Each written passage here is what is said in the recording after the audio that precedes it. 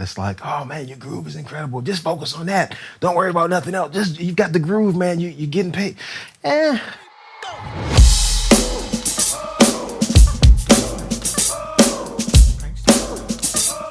Yeah, I've been fortunate, man, to do a few things. You know, whether I was playing in front of 20 or 20,000, the love and the passion that I have for this instrument, and the respect that I have for who I'm playing with, it's the same. It's like you have to be respectful and not selfish.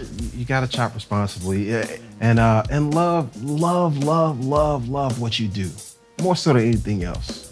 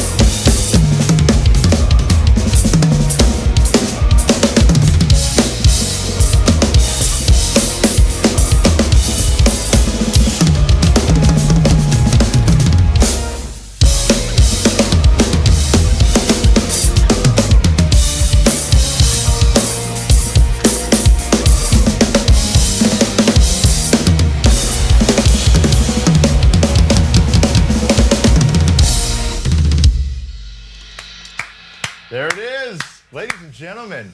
Aaron Spears on Drumeo. Aaron, thank you so much for being here, man. My pleasure. It's great to be here. This is long overdue. Aaron has been, I don't even know how many times you've been requested. It's like, you look in the comments and it's like, you gotta have Aaron Spears. You gotta have Aaron Spears. That's so and crazy. He's finally here, so. It's good to be here. Good to be here with you guys. Love it. Well, for any of you who aren't familiar with Aaron Spears, go check him out online. Aaron, you played with some incredible artists, and the list is lengthy. Ariana Grande, Usher, Lady Gaga, Chaka Khan, Miley Cyrus, the Backstreet Boys. You've performed on the Grammys with James Brown.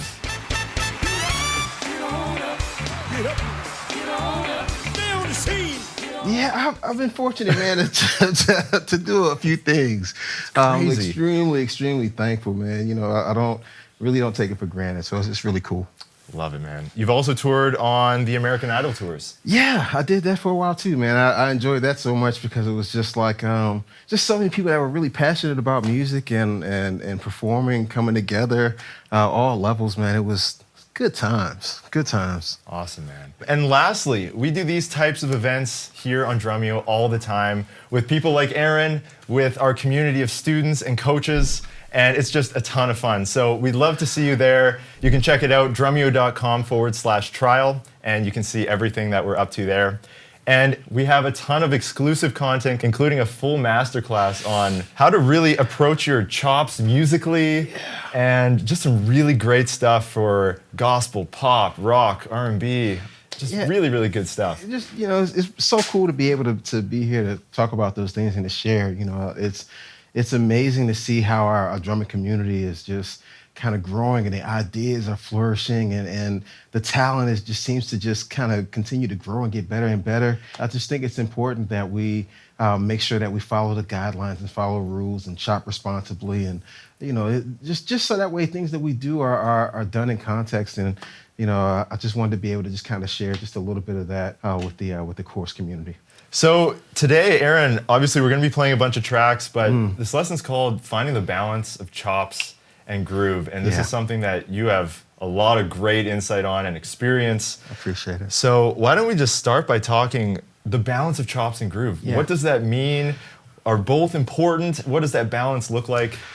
Well, so to me, man, it's crazy because a lot of people, they tend to kind of focus on one or the other. It's like, if you're a great groove player, then, a lot of times you don't pay any attention or put any focus on your licks, your chops, your imagination and creativity when it's time to be more explosive behind the kit. It's like either one or the other. Or sometimes the guys that have this incredible vocabulary and facility for chops, their groove tends to suffer, So for me, it's always been a thing, the guys that have come before me and the guys that continue to push me have always been on me about making sure that I have both sides of the coin. Yeah. And I just think it's something that definitely needs to be said and spoken, because a lot of people, they don't speak to that. It's like, oh man, your groove is incredible. Just focus on that. Don't worry about nothing else. Just, you got the groove, man. You're getting paid.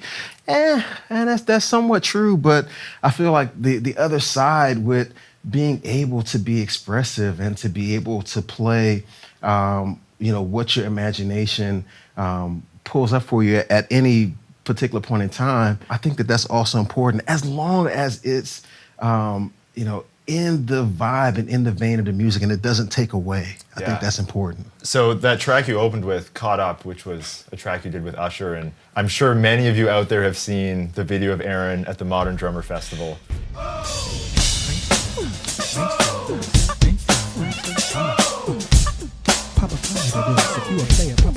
Pretty wild, and that kind of was like a Kickstarter for you. Dude, it's so wild because playing that song at that particular event was like dropping a huge rock in a pond. Yeah. I had no idea the ripples that were going to come from that, from all 2006 until now. It's crazy. People are still like, yo, that Caught Up video where you had that orange shirt on. Oh man, that was, I'm just like, wow. I think that the effect from that has definitely outlasted the outfit that I had on during that time. I don't even know where that shirt or those shorts are to this day. But it's humbling, man, and inspiring to know that something that I played has resonated within our community and people dig it. I appreciate it so much. Yeah. So we're going to be talking more about this idea of chops and how to approach different styles, but why don't we get into another track here? The next one is called Give the Lord a Praise, which is a track you did with the Gideon Band. Yeah, very cool. Okay. So why don't you just, before we jump into it, set it up. Story behiand this, or B, let me talk to the people. Please take it away. So this particular song I'm getting ready to play for you now was created by the Gideon Band. It's called I Got to Give the Lord a Praise. It's just a feel-good funk tune. The message behind it, man, is really just about, just giving God praise, man. That's my background. That's where my heart is. And it feels great to play. So hopefully you guys enjoy it. Love it. Cool. Let's load up the track and take it away, man.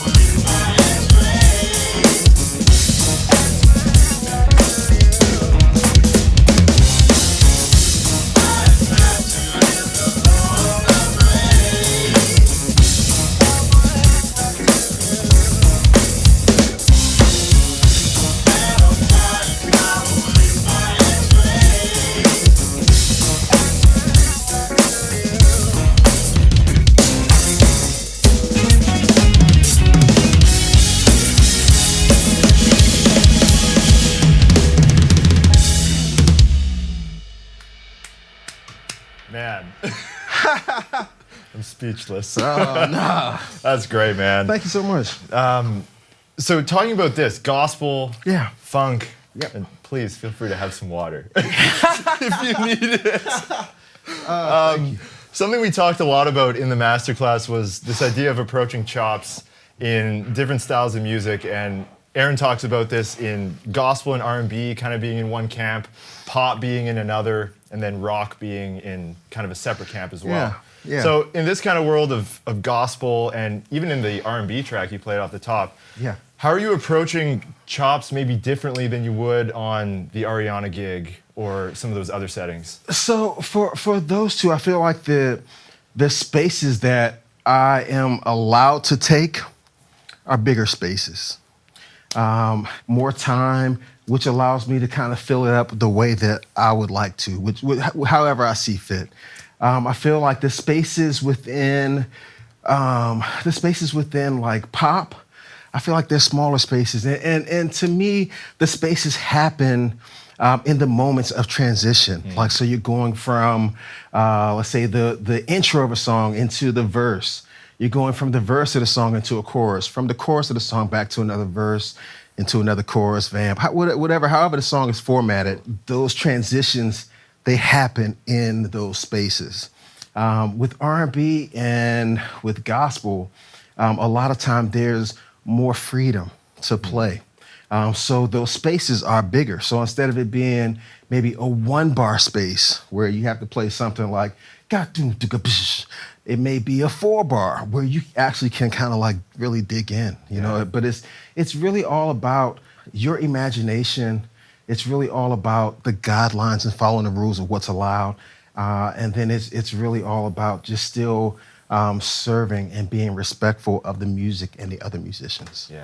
Yeah, very well said, man. Especially when you're playing with people. That's the other thing. It's such a difference. Like if you're on your own, you're practicing, you're recording something, just yourself, just for fun, or for Instagram, YouTube, whatever the social media platforms are, then that's one thing, But I feel like it's a different mode or a different vibe when you're actually playing like with an artist and you're playing with musicians. Like you have to be respectful and not selfish, to be like, look at me, check me out. This is what I'm doing. Oh, like it's not about that, you know? I love that, and I think that's something that obviously you're playing in arenas and stadiums, but I think that applies even to the drummer playing in front of 20 people or playing in front of 10 people, man. Right? It's like the music is the sole purpose. I found that out, man, early on. It's just, whether I was playing in front of, like you said, in front of 20 or 2,000 or 20,000, whatever the number is,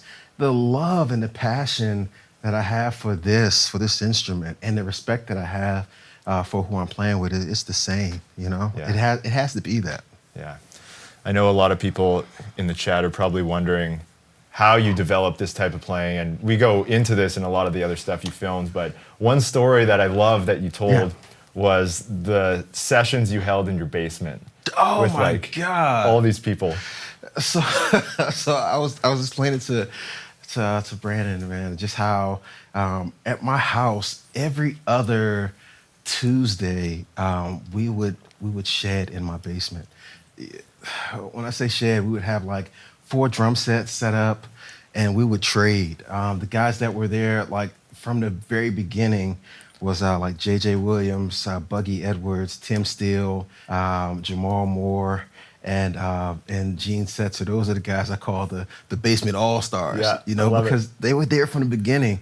But it started off with just a few of us. And then, man, it grew to be this crazy thing that happened every other Tuesday. So many people came through, like Cora Coleman, Teddy Campbell, Gerald Hayward, John Blackwell, Spud Seawright. Like people were coming from near and far, man, to be a part of this this environment. It felt like Fight Club, but with drums. It could be anywhere from 40 to 60 people in my basement, just watching and waiting for the opportunity to play. And in those moments, man, those Tuesdays, I grew so much. I look back on it now, and it's mind-blowing that I had this this great foundation of the space, because I'm watching so many different people play their style or their way, and I just kind of soaked a lot of that up. So a lot of what you see today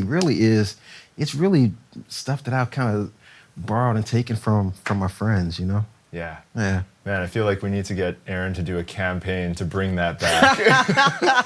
Get these happening in all these different cities. Dude, be amazing. that would be insane to do like a a basement tour or something. Yes. You know, that would be crazy. I love it. Let's transition into talking about the gig with Ariana. We have a track coming up called No Tears Left to Cry. Oh yeah. So yeah, maybe just intro that track and we'll chat a bit more about the gig afterwards. This next tune I'm gonna play for you, like you said, it's Ariana Grande, No Tears Left to Cry. It's a pop tune. It's just really, I'm just really focused on playing the parts and making sure that the transitions of the song that you know that they're coming up. I mentioned it in the chorus about how the drums really, man, you serve as the GPS to really let the band know like where we're going and how we're moving. Same thing like when you turn on Waze. Waze tells you, oh, left turn here, or right turn here, make a U-turn, or take the overpass, whatever. It's the same thing with the drums. Like your job is not to lose the rest of the band. It's not to play something so crazy that everyone is, they get lost. It's really just to kind of guide them gently from section to section of the song. And in this song, No Tears Left to Cry, I do my best to just demonstrate that, to kind of show you what I mean. Awesome. Let's do it.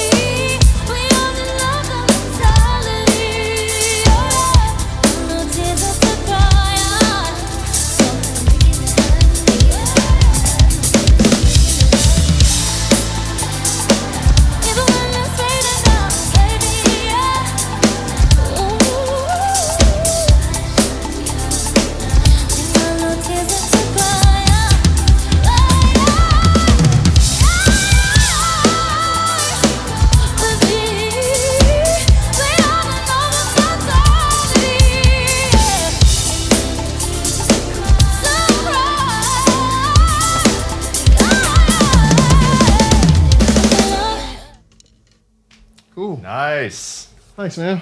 The thing I love about this is you said you haven't played these in like 2 or 3 years. Bro, it's really been 2018. That's wild, man. Somewhere around there. Just muscle memory, I guess, Yes, I hope so.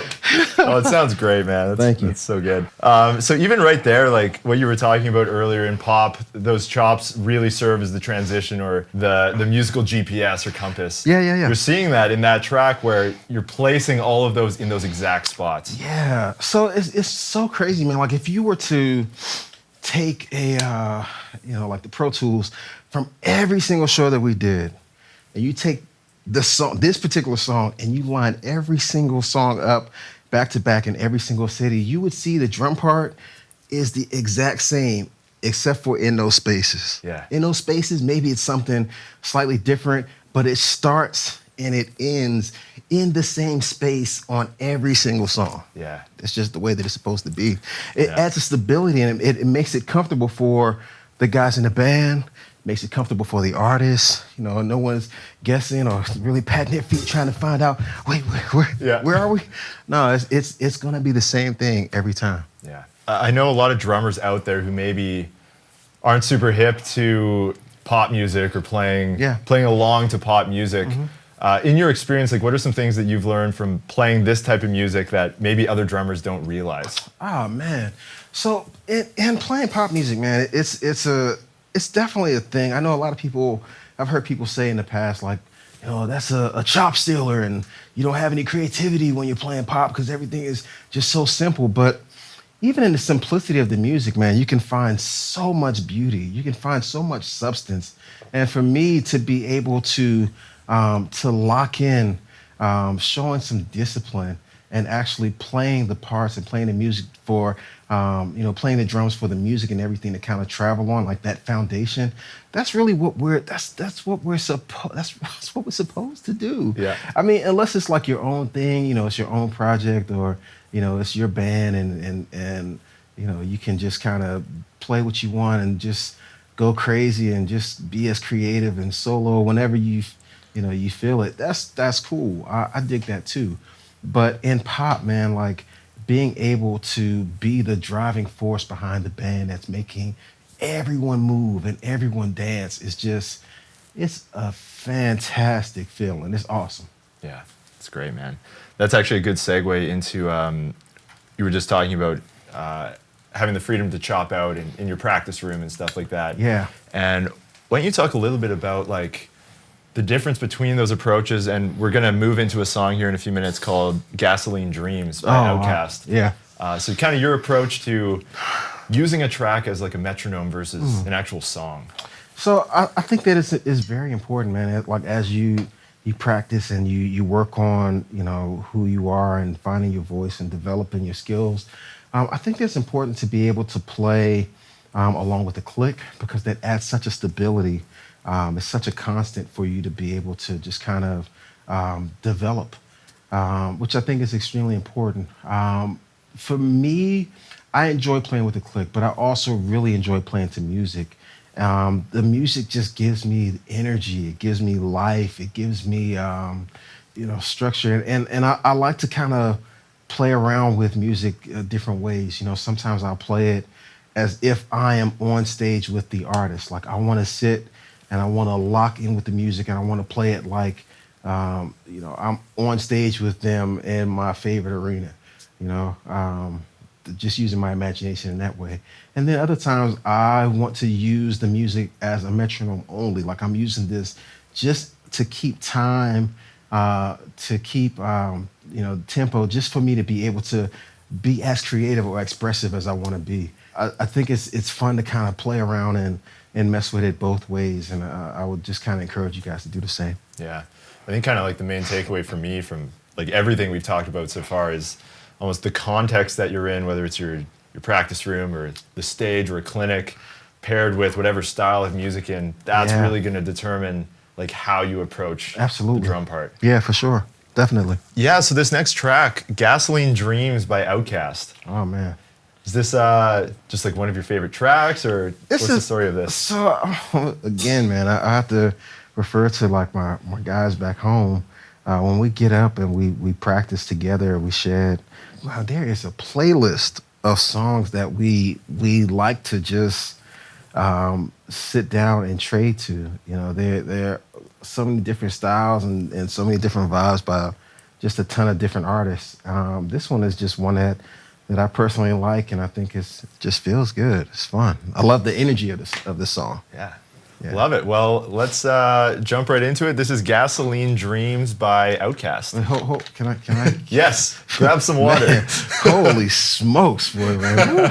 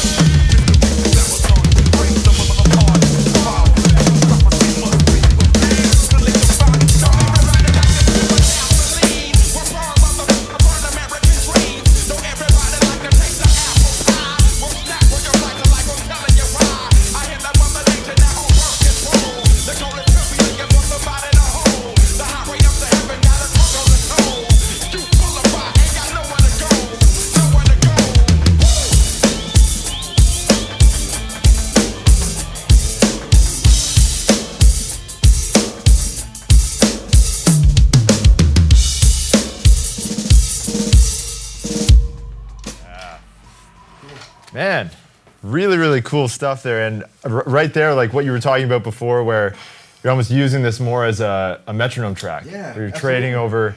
And what I noticed there is you're playing, obviously, groove in the choruses, but the second you start rapping, Yeah. that's when you kind of take your trade. So it's fun because it's like with the rapping, like and the words they're saying, the cadence, and I'm really trying to like accent some of the words and then kind of play through some of the words, but kind of catch certain things, and it's somewhat. I almost make it like it's a game, you know? Yeah. It's also helps to kind of test my endurance. I'm trying to see if I can, last all, all 40 bars of that. I have a lot of fun with that, man. Other songs I might decide to play the verses really straight and then kind of like go bananas on the chorus. Yeah. It just depends on how I feel. But I love that song. I love the energy. I love Outkast. I mean, it's Yeah. good stuff. That's great. Like when we talk about like the balance of chops and groove, obviously it's things like this where you actually put your chops through the trenches and actually develop them and find the vocabulary. Absolutely. But like you've said a ton of times already, choosing those moments when you're playing with the artist. Man, you right? gotta chop responsibly, man. I love that. You got to trademark that. That might be a T-shirt. Next time you're here, I want to see that on like Absolutely. front page. I'll make it happen. But yeah, you gotta chop responsibly.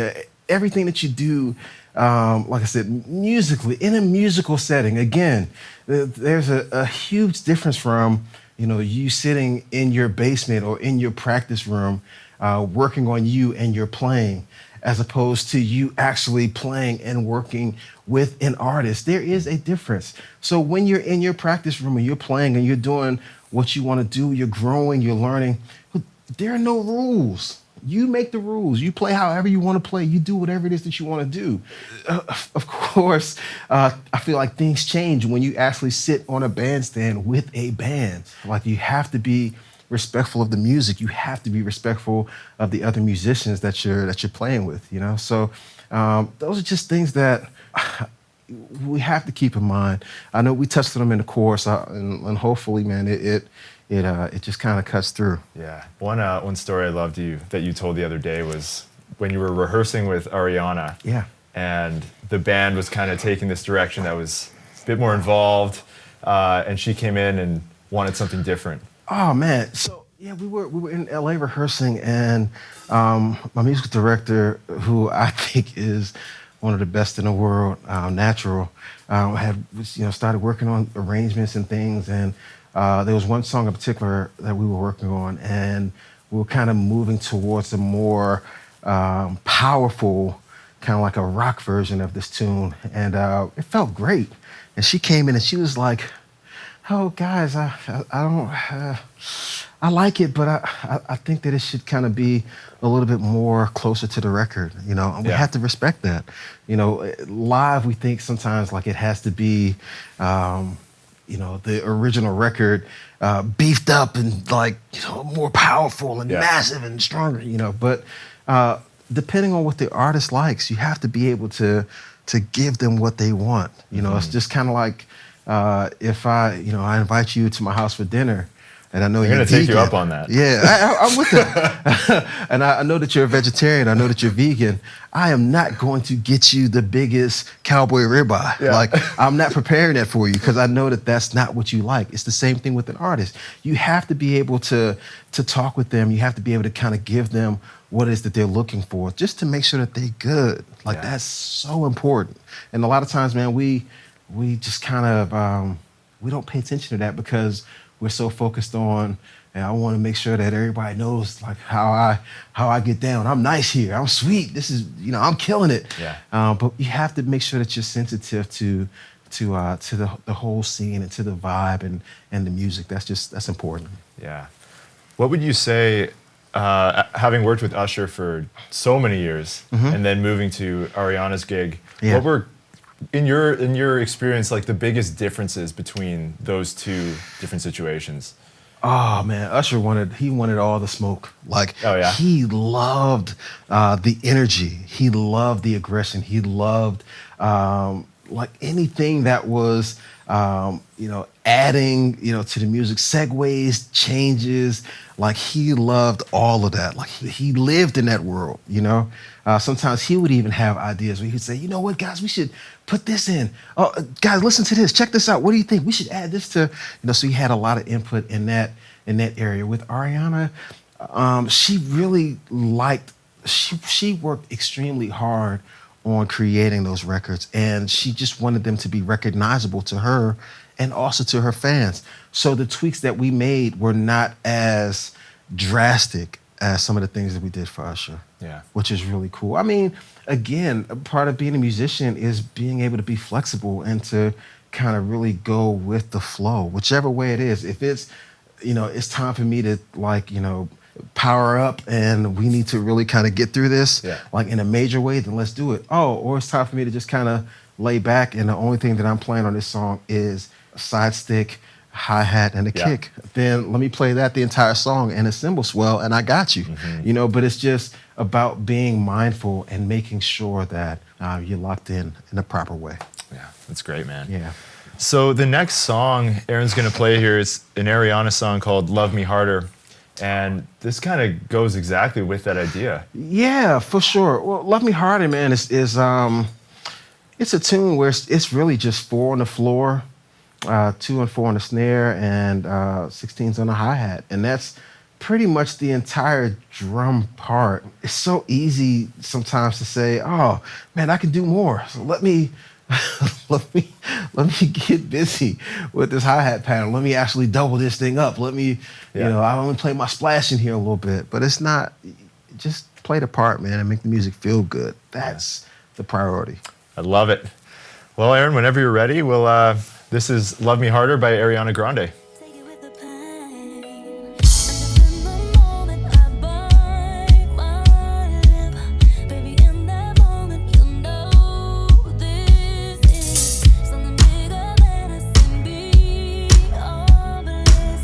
Give me a reason to believe it. 'Cause if you want me, you gotta love me harder.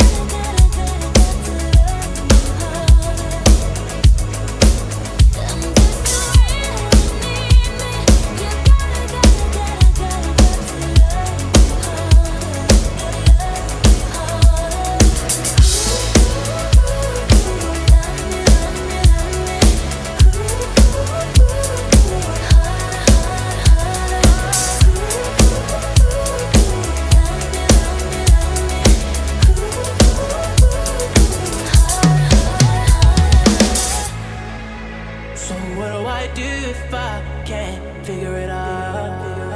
You got to try again.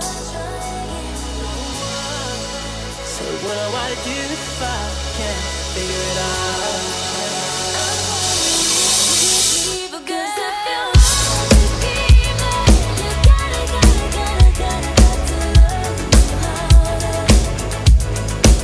And if you really need me, you gotta love me harder, baby. 'Cause if you want to keep it, you gotta love me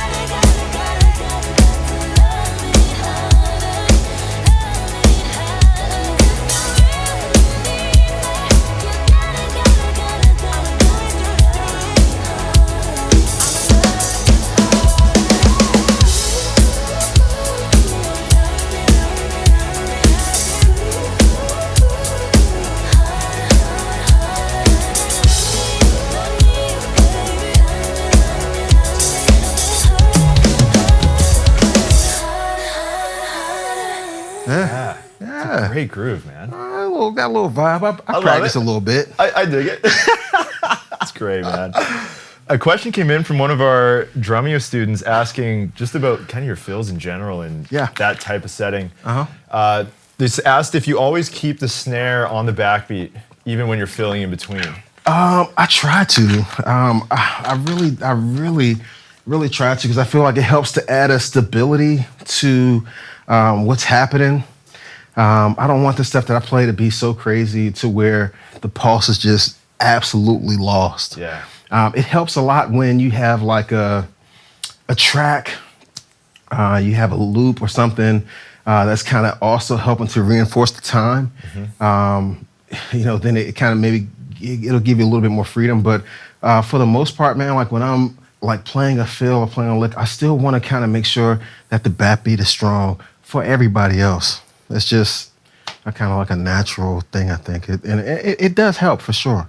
It's great, man. Great question. So before we go into, we have one more track that we're going to do at the end, which is one of my favorites, like from a drumming standpoint. Just the end is crazy. The groove has that like subtle swing to it. But is there any stories that you want to share from your experience? This idea of the chops and the groove and the balance between them. Anything else you want to share with the drumming community around that sort of idea, or anything else that you want to share? You know what, man? Way to put me on the spot, B. Good why God, I'm here, man. man. That's why I'm Holy here. smokes. I feel like that's such a loaded question, man. The Like, floor is yours. My drumming community, my friends, music is supposed to be something that's fun. You're supposed to really kind of enjoy yourself. You're supposed to really have a great time while you're doing that. And I feel like a lot of times, man, the things that we see online, social media wise, I think it adds a lot of pressure, for you to kind of do certain things or kind of play a certain way. And I don't think that there's anything wrong with pressure. I think pressure is great, to a certain extent, but it shouldn't be to the point where, man, you are like really dreading to play and you are really like beating yourself up because you're not as fresh as somebody or as fast as someone or as creative as someone I just think that that's you got to kind of get away from that and you got to get back into the reason why you play. You play because you love it. You play because you enjoy it. You play because this is fun. This is supposed to be a fun thing. And everybody's journey is going to be different, So, we all have a destination that we want to get to, right? We all have a place that we imagine ourselves being, whether it's on tour or whether it's full endorsements or whether, I don't know, whatever. Your destination, you have that in your mind. But the way that you actually get to that destination, it can be very different from the person that, has reached that same place. So be kind to yourself as you kind of travel and you get to where it is that you're trying to get to. Just keep that in mind, man, and continue to have fun and love what you do. More so than anything else. Well That's said, it. man. That's all I have. I love it. That's Yeah. great. All right. Aaron, thank you so much for being here, man. This has been such an awesome week. And for all of you out there watching, whether you're on YouTube or whether you're a Drumeo student, be on the lookout for his content coming on March the 1st. Brand new course, all about approaching chops in the most musical and responsible way, including a breakdown of some chops that you actually use Yeah. and all that good stuff, plus a bunch of performances. With that, I guess I'll see you all later. This is Dangerous Woman by Ariana Grande, and take it away, man. Thanks, Brandon.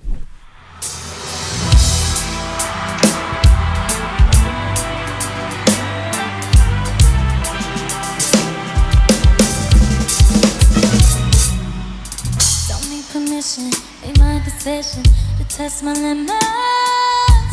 Cause it's my business, God is my witness. So it I finished. Don't need no hold up, taking control of this kind of moment. I'm locked and loaded, completely focused. My mind is open. Oh, but you just get skin on my back. Don't you suffer. There's something about you, lazy, dangerous woman. Something about you, babe, lazy, wanna do things that I'm so dirty. Nothing to prove it, I'm bulletproof it. Know what I'm doing. The way we're moving, like introducing us to a new baby. I wanna save it for later. The taste of labor, cause I'm a taker, cause I'm a giver. It's only nature, I live for danger.